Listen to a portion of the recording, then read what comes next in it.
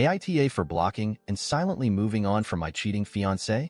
I, 31F, dated my ex-fiancé Jose, 33M, for 5 years, and we had been engaged for about 6 real months.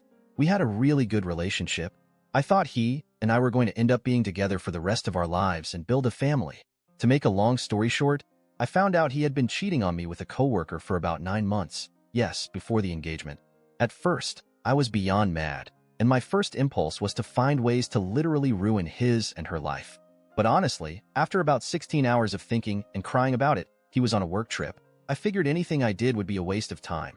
And since my goal was to start a family, I felt like I didn't really have any more time to waste on someone who obviously isn't going to be in my life in the long term or short term. So I just let go. I packed all my things, asked my dad to help me move them back into the family home so I could get situated, and literally just started moving forward with my life. I just let him have anything that was ours. Something about those items seemed foreign to me now, and I didn't really want to associate with it. I left the ring at the house. By about halfway through the second day, while I was moving my stuff, he started to really push the envelope on getting me on the phone, but I just continued to dodge.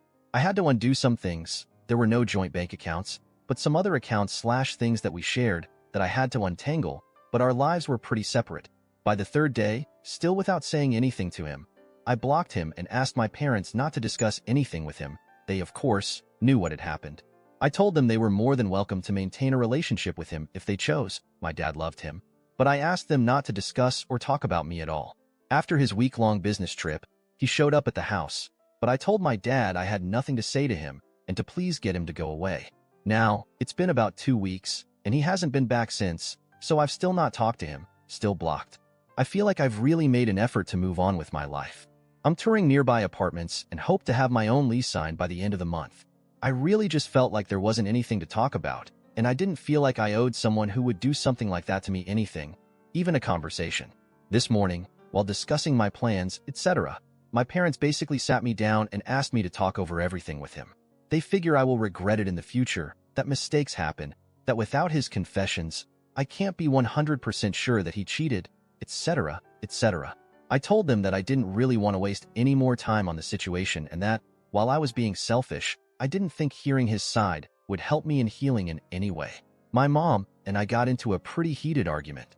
Eventually, she told me she raised a more compassionate and caring daughter than that. Why do I owe a cheater anything? AITA, edit. Sorry, forgot to mention how I found out. I'm 100% sure he is / was cheating. I was working on the downstairs computer when an email came through in Outlook. From what I knew, we had Gmail accounts.